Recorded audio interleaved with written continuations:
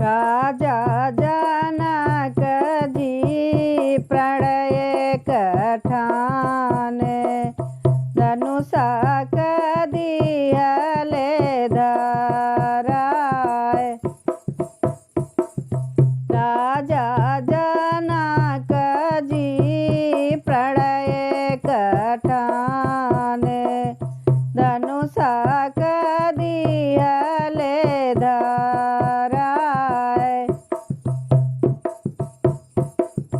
जयहि धनुषा के तोड़ी बहाई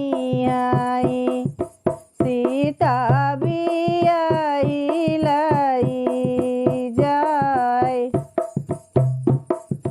जयहि धनुषा के तोड़ी बहाई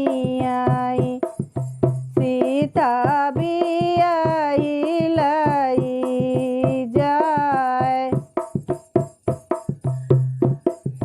देश ही देश के भूपति आए धनुषा जुमूस नाही खाए। देश ही देश के भूपति आए धनुषा जुमूस नाही खाए। अब मोर धनुषा के कोई नाही तोड़ी आई। अब सीता रही है कुंवार। अब मोर धनुषा के कोई नाही तोड़ी आई। अब सीता रही है कुंवार। हथवा में ली सीता फूल डेलरिया गौरी पूजन चली जाए। हथवा में ली सीता फूल डेलरिया गौरी पूजन चली जाए।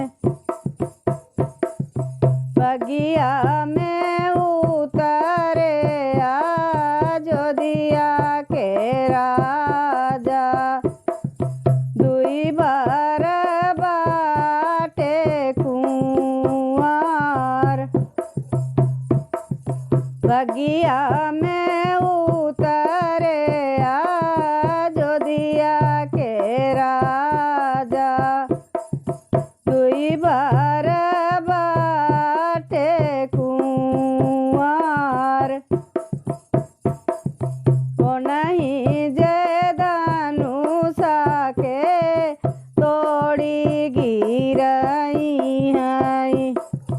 ओ नहीं से राचहु बिया।